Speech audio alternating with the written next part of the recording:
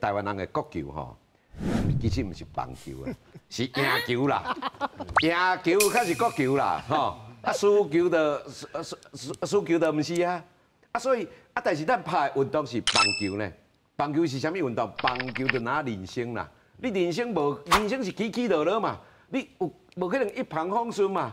你一个偌强，你像我这两家咧交一个朋友讲，哇，你这台湾队的这个得点圈打率，吼，这得点款的迄个打率，哇，袂使啦，创啊来，我讲哎那摆我讲啊，你感觉看起迄个得点杆打率啊？你感觉看起100%？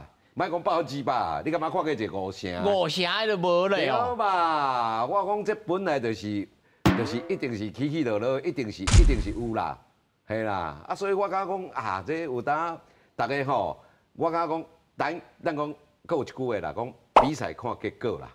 吼，咱即马比赛也袂拍煞咧啦。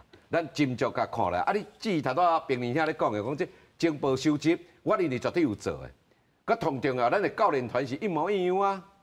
咱教练团是一模一样，只不过是讲球员在变吧吼。咱讲在阵容，除了这个陈杰宪出现了无共，但是我认为这个咱这个吼，不管是讲咱的联盟也好，还是讲咱的棒协也好，因的考虑嘛无毋对，这毕竟是资格赛啦，毋是正式赛。我相信啊，明年2026咱的回来赛拍落，我相信有侪咱各国的好手会加入咱的阵容，甚至于我讲咱嘛莫放弃任何希望啊。MLB 的咱这台籍的这个吼，这个 Carroll 吼，这个 Phil Chao， 咱嘛是有办法想办法甲救倒来啊。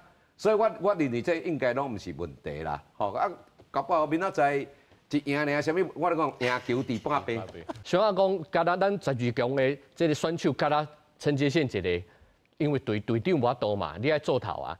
那对，甲咱陈杰宪一个到这个咱经典赛继续拍，其他的选手基本上拢换人啊，因为你一定要安尼做，无你来想看卖。有诶，敢若迄个键盘后面咧写讲，你看，就是爱拍广告哦，爱啊外务伤济哦。我想讲，人无共，人拢无共啊，你是咧骂啥物？其实陈杰宪表现算袂歹啊，伊无讲表现无好啊，对啊，所以我讲这其实吼，即咱。